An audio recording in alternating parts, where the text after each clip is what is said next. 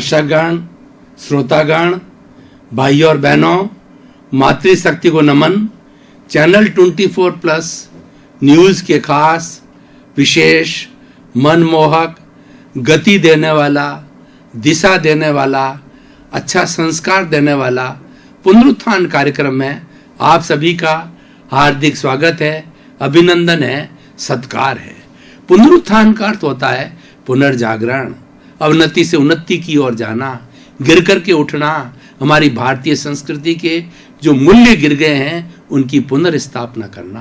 पुनरुत्थान में प्रतिदिन हम नए नए विषयों के साथ में प्रवेश करते हैं। कभी भी बासी विषय के बारे में चिंतन नहीं किया जाता है, यानी पुनः नहीं दिखाया जाता।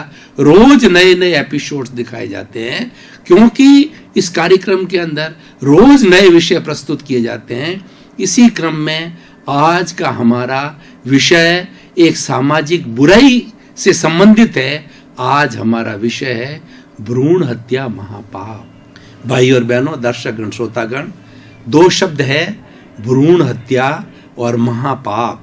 सबसे पहले हम देखेंगे कि भ्रूण किसे कहा जाता है, इसका मेडिकल साइंस के आधार पर इसकी विवेचना क्या है और इसका दार्शनिक दृष्टिकोण क्या है। पहले मैं दार्शनिक दृष्टिकोण की बात करता हूं कि माता का रज और पिता का शुक्र, ये दोनों दार्शनिक दृष्टि से अलग अलग आत्माएं होती है। जब ये आत्माएं इंटरकोर्स के समय में मिलती है तो ऐसी बहुत सी आत्माएं इंटरकोर्स में बताया जाता दार्शनिक दृष्टिकोण में कि 9 लाख जो है ऐसी आत्माएं एक इंटरकोर्स के समय के अंदर वो जो अंडज के ऊपर अटैक करती है, लेकिन उसमें से 1 या 2 ही सफलता प्राप्त करके अंडज के अंदर प्रवेश करते हैं और उसमें से मात्र एक ही जो अपने स्पर्म होता है, वह स्पर्म जो है वो जाकर के शुक्र जो है वो जाकर के आगे जो है एम्ब्रियो बनता है, आगे जो फाइटस बनता है, आगे भ्रूण बनता है।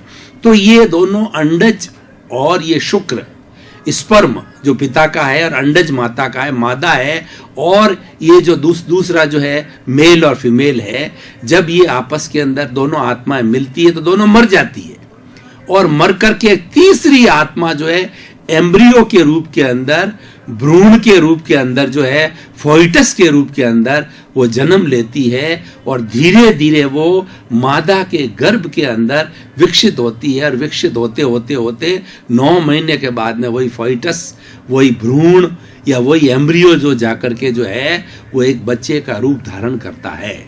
ये भ्रूण की जो दार्शनिक परिभाषा है। अब मेडिकल साइंस के आधार पर देखा जाता है तो ये दोनों चीजें मिलती है, लेकिन वो आत्मा का रूप नहीं लेते हैं। वो कहते हैं, मतलब वो सीधा एम्ब्रियो के ऊपर आ जाते हैं कि एम्ब्रियो की फॉर्मेशन होती है, फोइटस की फॉर्मेशन होती है, भ्रूण की फॉर्मेशन होती है और वो धीरे धीरे विकास की ओर गति करती है। उसके अंदर आत्मा का कॉन्सेप्ट है और इसके अंदर मेडिकल साइंस के अंदर सीधा भ्रूण पे आ जाते हैं। खैर जो भी हो, ये भ्रूण है। अब क्या होता है कि हमारे कुछ समाज के अंदर बुराइयां हैं। ये बुराइयां प्रारंभ से चली आ रही थी। पुराने समय के अंदर ये माना जाता था कि जो लड़का होता है वो घर में रहता है और लड़का वो जो है धन कमाता है, संपत्ति कमाता है और जीवन भर माता पिता के साथ रहता है और माता पिता की सेवा करता है। और जो लड़की होती है वो पराया धन कहलाती है, वो अपने ससुराल चली जाती है, इसीलिए लड़के को प्रिय माना जाता था। लेकिन आज का सिनेरियो उल्टा है। आज लड़के घर में रहते हैं और वो ब्याह करके बहू लाते हैं और जो लड़की होती है वो पराया धन होने के कारण दूसरे घर में ब्याह दी जाती है। लेकिन जो आजकल का जो सिनेरियो ज्यादातर देखा गया है, लड़की माता पिता के प्रति जो है बहुत सहानुभूति, प्रेम और आदर रखती है, इसीलिए माता पिता की उसे बहुत चिंता रहती है। और प्राय यह देखा गया है कि वृद्धावस्था के अंदर जो है वो पुत्रियां जो है, बेटियां हैं, वो माता पिता की अच्छी सेवा करती है और हर क्षण उनको माता पिता के सुख सुविधा का ध्यान रहता है। तो अब इस तरीके से जो समाज की बुराई कहिए या समाज के अंदर ये गलत भावना कहिए, ये बैठी हुई है। तो पहले जमाने में क्या था कि लिंग परीक्षण का इतनी सुविधा नहीं थी, मेडिकल साइंस डेवलप्ड नहीं थी। लेकिन आजकल मेडिकल साइंस इतनी डेवलप होती है कि फोइटस के बनने के बाद के अंदर 45 दिन के बाद के अंदर वो मालूम पड़ जाता है कि ये नर है या मादा है, लड़का है या लड़की है। तो आजकल सरकार ने कानून भी बना दिया और बड़े बड़े अक्षरों के अंदर हर जगह, हर हॉस्पिटल के अंदर, चाहे सरकारी हो प्राइवेट हो, वहां लिखा जाता है लिंग परीक्षण नहीं होता है, भ्रूण हत्या महापाप है। और सरकार ने इसको वैधानिक भी माना है, मतलब संवैधानिक इसको जो है वो एक मान्यता दी है कि जो भ्रूण हत्या करवाएगा या लिंग परीक्षण कराएगा वो उसको दंडित किया जाएगा। लेकिन इसके बावजूद भी छुपके बहुत से कार्य होते हैं, अबॉर्शन हो जाते हैं, उनको लिंग को गिरा दिया जाता है। तो इस तरीके से जो भ्रूण हत्या कब की जाती, जब वो फोइटस तैयार हो जाता है और अबॉर्शन करके उस फोइटस को बिफोर टाइम जो है वो जो ही जानकारी हो जाती कि मादा है तो उसको बिफोर टाइम ही गिरा दिया जाता है ताकि वह लड़की पैदा ही नहीं हो। अब देखिए भाई और बहनों, ये कितना बड़ा महापाप है। दार्शनिक दृष्टिकोण कहता है, हमारे भारत के सारे स्क्रिप्चर्स ये कहते हैं, हमारे जितने भी धार्मिक ग्रंथ ये कहते हैं कि पंचेंद्रिय जीव होता है, वही बाद में एक बच्चे के रूप में जन्म लेता है और मनुष्य के रूप में उसके व्यक्तित्व का विकास होता है। उसको जन्म से पहले ही मार दिया जाता है। ये सबसे बड़ा महापाप है, ये घृणित कार्य है, ये निंदनीय कार्य है। और वास्तव के अंदर सरकार को देखना चाहिए कि ये वही हत्या है, किसी व्यक्ति का मर्डर कर दिया जाता है, गोली मार दी जाती है, छुरा भोंक दिया जाता है, ये वही सेम है, क्योंकि वही बच्चा 9 महीना पूरे होकर के और बच्चे का रूप धारण करके मनुष्य बढ़ करके मनुष्य का रूप धारण करता है। तो भाई और बहनों, दर्शकगण, इस महापाप को हमें रोकना है। अब देखिए इस महापाप के दुष्परिणाम क्या आ रहे हैं। ये हमारी जो चराचर जगत की प्रकृति है, ये मेल और फीमेल 2 भागों में बटी हुई है, ये स्त्री और पुरुष के अंदर बटी हुई है, ये नर और मादा के अंदर बटी हुई है। चाहे मनुष्य हैं या चाहे दूसरे प्राणी हैं, पशु हैं, पक्षी है, कितने भी प्राणी हैं, उसके अंदर भी नर और मादा का विकास आता है। मादा जननी होती है, मादा जो है बच्चे को जन्म देती है, चाहे स्त्री मादा हो, पशु मादा हो, पक्षी मादा हो, कोई भी हो, चींटी हो, कोई भी हो, हर एक में मादा होता है, तो वो उसको जन्म देती है। तो जन्म देने वाली पूजनीय होती है, वो माँ कहलाती होती है, वो स्तुति है, वो वंदनीय है। अब लेकिन प्रश्न यह है कि आज दुष्परिणाम कितने आते हैं कि इस गृहस्थी रूपी गाड़ी को चलाने के लिए स्त्री और पुरुष 2 पहिए हैं और 2 पहिए के बिना गाड़ी नहीं चल सकती। 2 हाथों को इसको मिलाए बिना ताली नहीं बजती है। दोनों का होना ये जरूरी है।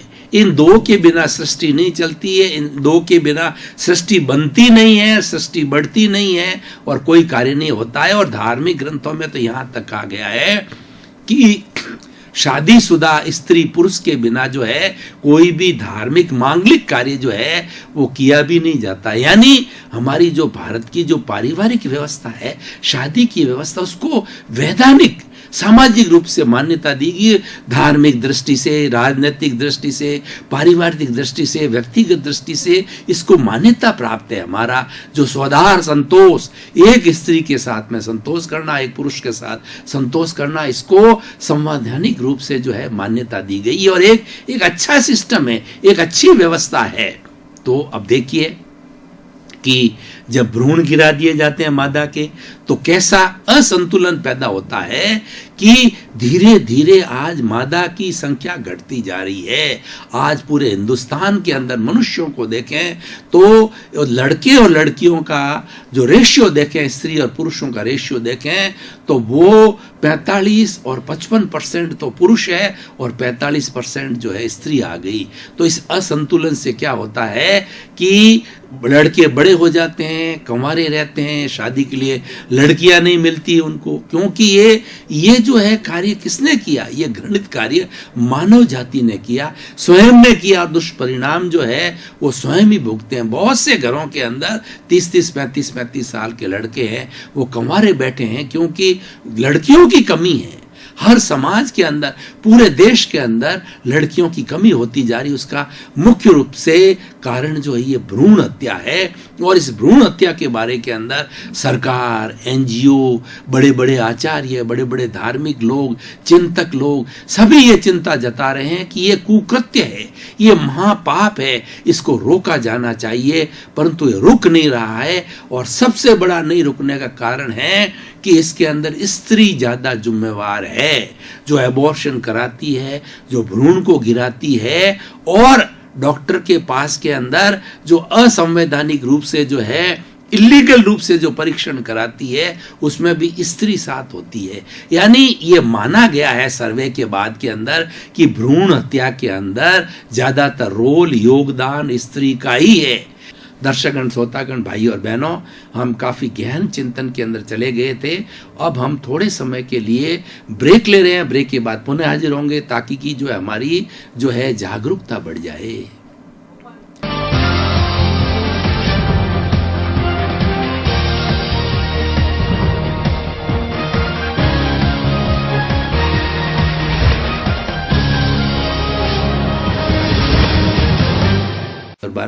थोड़े समय का हमने ब्रेक लिया। ब्रेक के बाद हम तरोताजगी महसूस कर रहे हैं। पुनः हमारा जो निर्धारित विषय है उसका हम प्रतिपादन कर रहे हैं। गिराने वाली स्त्री का है या उसका सहयोग करने वाली स्त्री है? देखिए, स्त्री का जो है वो अहित कर रही है। इसके अंदर मनुष्यों की गलती बहुत कम है। होती होगी, मैं ये नहीं कहता हूं कि नहीं है, लेकिन गलती जो है इसके अंदर स्त्रियों की ज्यादा है। इसको रोका जाना चाहिए। इसलिए स्त्रियों के अंदर वातावरण बनाना चाहिए, शिक्षा दी जानी चाहिए, और अच्छी पढ़ी लिखी स्त्रियां एनजीओ के महिला परिषदों के माध्यम से, महिला मंडल के माध्यम से जो है इनके अंदर जागरूकता पैदा करें कि ये कार्य जो गलत है और ये हमारे अहित के अंदर है। लड़की होगी तो निश्चित रूप से जो है वो माता पिता की अच्छी सेवा करेगी, माता पिता की जो है वो चिंता रखेगी। और दूसरा क्या होता है, लड़की होती है तो लड़की करुणा की मूर्ति होती है। वो दो घरों को पनपाती है। वो युवा होने तक माता पिता के साथ में रहती है, घर का सब काम करती है, माता पिता को स्नेह देती है और उनकी लाडली होती है, उनकी आदरणीय होती है। और घर के अंदर, जिस घर के अंदर उसको बुलबुल कहा जाता है, उसको लाडो कहा जाता है, और जिस घर के अंदर लड़कियां होती है वो चहचहाता घर होता है। मात्र लड़कों से घर अच्छा नहीं लगता है, क्योंकि स्त्री एक अच्छा रूप है, ईश्वर का है, रूपवान होती है, करुणाशील होती है, सुंदर होती है, और उसके जीवन की जो है वो ईश्वर ने जो है अलग की एक विधा लिखी होती है। और कुल मिलाकर के बात यह है कि इस संसार का संतुलन 50-50% नर और मादा के रूप में ही होता है। चाहे पुरुषों का ले हो, मतलब मनुष्यों का संसार का ले हो, चाहे पशु पक्षियों का ले हो, चाहे जो है आप पशुओं का ले हो। तो भाई और बहनों, दर्शकगण, श्रोतागण, ये तो हमने सारी विवेचना की कि भ्रूण हत्या महापाप है। अब प्रश्न ये है कि इस एपिसोड के माध्यम से हम जनता को क्या मैसेज देना चाहते हैं, समाज को क्या मैसेज देना चाहते हैं, वो हम बताना चाहते हैं। क्या निष्कर्ष है हमारा, क्या हमारी शोध है, और क्या हमें मैसेज देना है।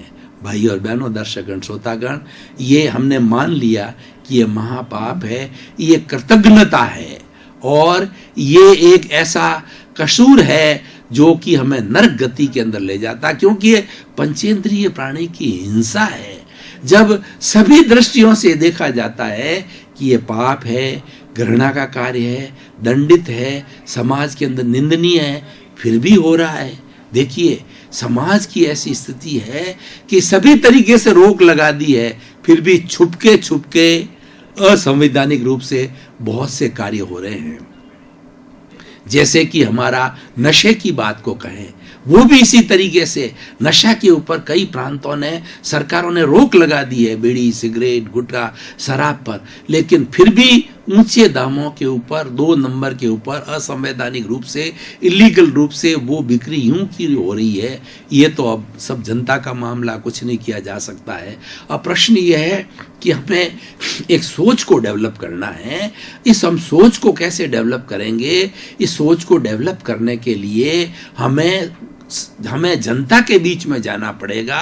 हमें ऑडियो के द्वारा, वीडियो के द्वारा, डिस्प्ले के द्वारा, मेडिकल साइंस के आधार के ऊपर सभी जो है प्रकरणों के माध्यम से हमें जनता को, और जनता में खासकर स्त्रियों को हमें ट्रेनिंग देनी है कि यह कार्य बिल्कुल गलत है, 100% ये नुकसान का कार्य। और दूसरा, जिसका एबॉर्शन किया जाता है, एक सबसे बड़ा मेडिकल साइंस की दृष्टि से हमें स्त्रियों को बताना है कि ये सबसे बड़ा नुकसान क्या है कि जिसका भ्रूण गिराया जाता है, एबॉर्शन कराया जाता है, उसकी सुंदरता के ऊपर बहुत बड़ा असर आता है। उसकी सुंदरता, उसकी जो आभा जो है ना, वो गिर जाती है। और दूसरी बात है, ऐसी स्त्री हमेशा भीतर जो है वो गिल्टी कॉन्शियस रहेगी। देखिए कि कोई कार्य हम कर रहे हैं, ईश्वर कोई देखे या ना देखे, लेकिन ईश्वर तो हर कार्य को देखता है। चाहे वो कार्य छुप करके गुफा में किया जाए, चाहे वो अंधेरे में किया जाए या काल कोठरी में किया जाए, जो उसको ईश्वर यानी हमारी आत्मा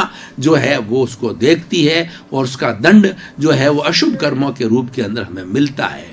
तो ये ट्रेनिंग देखिए, एक तो आभा गिरती है, रूप गिरता है, और दूसरा क्या है कि इसका स्वास्थ्य पे बड़ा कुप्रभाव होता है कि व्यक्ति का जो पूरा जो उसका जो मादा का सिस्टम है, पेट कहना चाहिए, और इससे जुड़ी हुई जितनी चीजें हैं वो डिस्टर्ब हो जाती है, क्योंकि ये अननेचुरल चीज होती है। और कई बार तो ऐसा देखा गया है कि एबॉर्शन कराने वाले स्त्रियों के फिर संतान होती नहीं।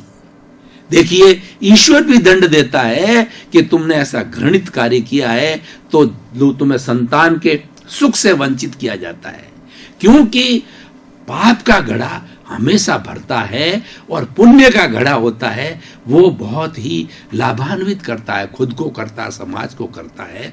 तो ऐसा घृणित कार्य जो किसी भी एंगल से देखो, वो हमारे जो है वो पुण्य पाप की दृष्टि से देखो, समाज की दृष्टि से देखो, स्वास्थ्य की दृष्टि से देखो, सरकार की दृष्टि से देखो, असंतुलन की दृष्टि से देखो, दुख की दृष्टि से देखो, सभी तरीके से ये बात सिद्ध होती है कि ये जो घृणित कार्य, इसलिए इसको महापाप की संज्ञा दी गई है। तो भाई और बहनों, दर्शकगण, श्रोतागण, ऐसा सुंदर विषय जो है इसके बारे में लिखा जाना चाहिए, इसके बारे में सब मेरिट्स डीमेरिट्स बताई जानी चाहिए, ऐसे पुस्तकें तैयार की जानी चाहिए, ऐसे होर्डिंग्स बनने चाहिए, और उसके साथ साथ के अंदर ऐसे ऐड दिए जाने चाहिए, चाहे पेपर का हो, चाहे जो है वो हमारा टीवी माध्यम हो, प्रिंट मीडिया हो, या हमारा इलेक्ट्रॉनिक मीडिया हो, जो भी साधन हो, इस बुराई को रोकने के लिए हमें प्रयास करना चाहिए, और सबको मिलकर के प्रयास करना चाहिए, स्कूल के लेवल पर, कॉलेज के लेवल पर। और सबसे बड़ी बात, एक काम हमें ये करना चाहिए कि जो ऐसा घृणित कार्य कर रहा है, जो स्त्री अबॉर्शन करवा रही है, या उसको सहयोग में ले जाने वाली स्त्री है, या जो डॉक्टर जिसका परीक्षण करता है, इन सब चीजों को हमें ऊपर कड़ी नजर रखनी है कि ऐसे समाज के कौन से कंटक है, उनको हमें चयन किया जाना चाहिए, और उसकी शिकायत जो है हमें सरकार के पास में ले जानी चाहिए, और ताकि सरकार उसको दंडित करे। और इस विषय के अंदर इस एपिसोड के माध्यम से हम सरकारों से भी निवेदन करना चाहते हैं कि सरकारें कड़े से कड़ा कानून लगाए। जिस तरीके से जो किसी का मर्डर किया जाता है, कत्ल किया जाता है, जो कानून के ऊपर उसकी उम्र कैद होती है या सजाए मौत होती है, तो वैसी की वैसी ऐसी सजाए मौत जो है इस रूप में भी दी जानी चाहिए, ताकि लोगों को मालूम पड़े कि ऐसा घृणित कार्य मैं नहीं करूं। क्योंकि कई बार क्या होता है कि समाज को बनाए रखने के लिए, समाज के संचालन के लिए वो साम दाम दंड भेद सभी नीतियां, चाणक्य की जो नीति है वो लगानी पड़ती है। तो ऐसा भी कहा जाता है कि भय बिना प्रीत नहीं। समाज में हम व्यवस्था बिठाना चाहते हैं तो समाज का भय होना बहुत जरूरी है। और पनिशमेंट जो है सबसे बड़ा भय है, जेल के रूप के अंदर, सजा के रूप में, ये सबसे बड़ा जो पनिशमेंट भय के रूप में, इन सब चीज़ों को ज़्यादा से ज़्यादा उजागर करना चाहिए। सरकार इसके बारे में बहुत कार्य कर रही है, सरकार बहुत सचेत है, और लेकिन फिर भी इस कानून को जो है बहुत ज़्यादा कड़ा किया जाना आवश्यक है। अब थोड़ा हम निष्कर्ष की बात के ऊपर आते हैं कि भ्रूण हत्या होने से देखिए कितना बड़ा नुकसान होता है कि हमारे समाज के अंदर नर और मादा का जो रेशियो है ना, वो प्रतिदिन घटता जा रहा है। अब उसके घटने से क्या होता है कि बराबर संतुलित हो जाता है, तो स्त्री पुरुष की जो है हमारी परिवार की व्यवस्था के शादी के रूप के अंदर बड़ा हो जाता है। जब ये रेशियो घट जाता है तो दूसरे अनैतिक कार्य प्रारंभ हो जाते हैं, चोरी छुपके अनैतिक कार्य होते हैं, चरित्रहीनता के कार्य हो जाते हैं। तो चरित्रहीनता के कार्यों को रोकने के लिए, जैसे कि वेश्यावृत्ति है, यह भी इससे जुड़ा हुआ है, क्योंकि वेश्यावृत्ति कब पनपती है? देखिए कि हमारी भारतीय संस्कृति के अंदर 4 पुरुषार्थ कहे गए हैं, काम, अर्थ, धर्म और मोक्ष। काम होता है इस युवा अवस्था की, इस शरीर की कहिए, एक जनरेशन है, एक आवश्यकता है, ये बायोलॉजिकल है। और दूसरा अर्थ होता है वो समाज की व्यवस्था के लिए, व्यक्ति की व्यवस्था के लिए, रोटी, कपड़ा, मकान, शिक्षा, चिकित्सा, हमारी जो मूलभूत आवश्यकताओं की पूर्ति के लिए है। और धर्म है हमारे विकास के लिए, और मोक्ष जो है वो हमारा साध्य है। तो इन सब पुरुषार्थ के बीच के अंदर जो हमारा जो काम जो है ना, वो भी इसके अंदर, ये तो एक प्राकृतिक चीज है, तो व्यक्ति किसी न किसी रूप से इसकी पूर्ति करता है। तो जो शादी नहीं होती तो इलीगल होता। आज देखिए जो ये रेप के मामले इतने ज्यादा हो गए हैं, जब किसी अखबार को उठा करके देखें, टीवी को उठा कर देखें, तो हमारी पूजनीय जो बहन बेटियां हैं, जो वंदनीय है, स्तुति है, जो ईश्वर का रूप है, दुर्गा का रूप है, जो कि लक्ष्मी का रूप है, सरस्वती का रूप है, और उसका जो हम चरित्रहीन करते हैं, उसकी बेचारे की हम जो है एक सामाजिक प्रतिष्ठा को गिराते हैं, उसके ऊपर कलंक चढ़ाते हैं। तो ऐसा भी, ये भी एक घृणित कार्य है। ये घृणित कार्य भी इस भ्रूण हत्या से, इस रेशियो के गिरने से जो घटा है, ये भी एक कारण है। दर्शकगण, श्रोतागण, भाई और बहनों, आपका बहुत बहुत धन्यवाद। पुनरुत्थान कार्यक्रम को आप ज़्यादा से ज़्यादा उपयोग में ला रहे हो, इसको सुन रहे हो, और इसके अंदर प्रतिदिन राजनीतिक दृष्टि से, सामाजिक दृष्टि से, धार्मिक दृष्टि से, व्यक्तिगत से, संस्कारों से, सभी तरह के टिप्स, स्वास्थ्य के सभी तरह के टिप्स दिए जाते हैं सुधार की। हमारा मुख्य उद्देश्य व्यक्ति को सुधारना है, जगत कल्याण करना। सर्वे भवन्तु सुखिनः, सर्वे भवन्तु निरामया। इसी क्रम में आपका जीवन आनंदमय हो, मंगलमय हो, और जो है वो आप खूब चिरायु हो, दीर्घायु हो, शतायु हो, और खूब समाज की शतायु होकर क्या करें, आप समाज का परोपकार करें, समाज की सेवा करें। आपके प्रति मंगल भावना।